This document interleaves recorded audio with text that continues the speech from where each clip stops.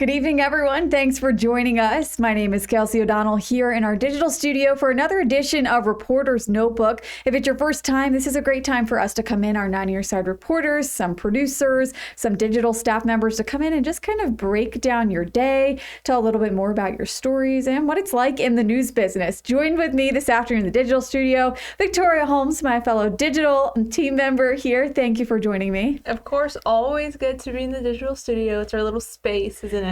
I know, and we have missed you for the past week. You're just fresh off of a nice family vacation as well. Yeah, I'm back from Dallas. I got to visit my family. I got to say hi to all my friends down there and have a little bit of R&R and not worry about any sort of deadline. So I am very jealous. I don't know the last time I've been home. It's been all pack mode for me, and that's right. Yeah, because you're heading out. I am.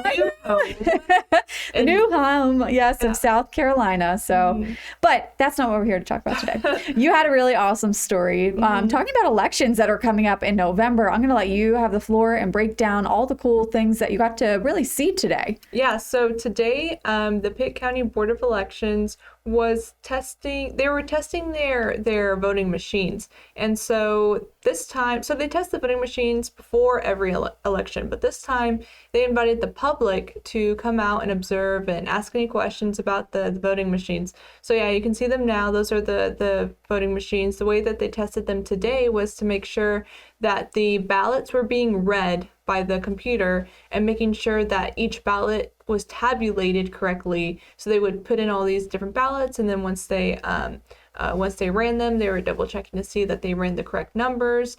And then this Thursday, they're going to have a mock election to kind of double check to make sure that all the counts are going to be, all the votes are going to be counted for November 2nd, because that's when the Pitt County municipal elections are. And so there's a bunch of mayors that are up for election, re-election, and I have all that information in the article.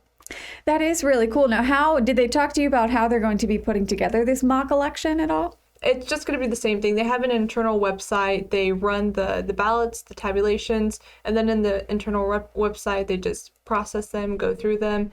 Not all the results are going to be ready on election night on November 2nd, because they still have to count the absentee ballots and the mail-in ballots. So that's going to be something that they wanted to make sure to make people aware of, that the actual results won't be in by November 2nd, but they'll have a rough estimate. Which is interesting too, because come election night, it is crazy here in our news studio. I'm sure it's crazy out there as well. I got to go to the polls for the presidential election. Oh gosh, when was that? 2020? 2020. Yeah, 2020. I'm losing track of all this COVID has got me all messed up with my years, but I remember being at the polls with one of our former reporters and actually watching them put them in, and each people would bring in their votes and everything. And it was a really cool experience. So this is neat that they actually are testing them, because it's something that I think as a viewer, even as a voter, you don't really think about them before they actually do the election. And that's what one of the, because when I was there, because they were doing this all day, when I was there was a lady who said that she exercises her right to vote. She trusts the process.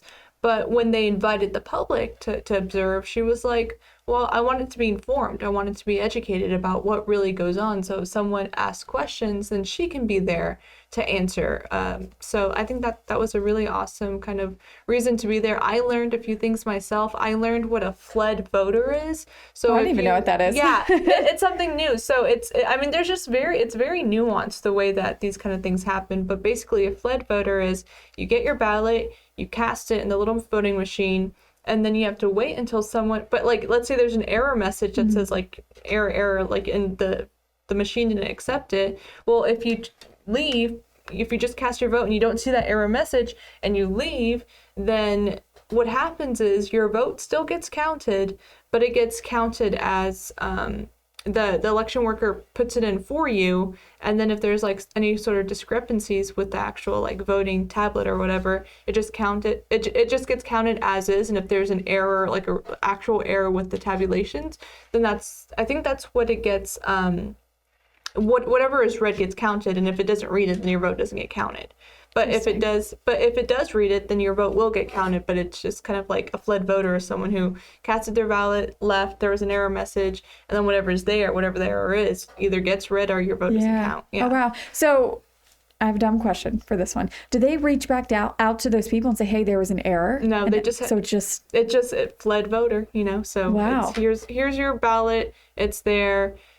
It didn't get in the machine all the way, but you left before they could, ask, flag you down and say like, hey, like re-put your machine or re-put the ballot in the machine.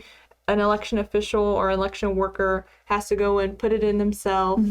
And then if the machine can't read it, then it won't get tabulated. But if it does read it, like if they are able to put it in there, then you're good. Interesting. Patience is key. You learn something new every day. Exactly. Just make sure that it's all the way in there. Make sure that everything's checked off, and then you're good to go. Yeah. There you go. Come November, patience. That's all we need. Exactly. Patience and some good handwriting. Yes. Check off those boxes. Exactly. All right, Victoria, thank you for joining me here in the digital studio. And to you guys, the viewers, thanks so much for tuning in. As always, you can find more information on WNCT.com. All right, have a good night, everyone.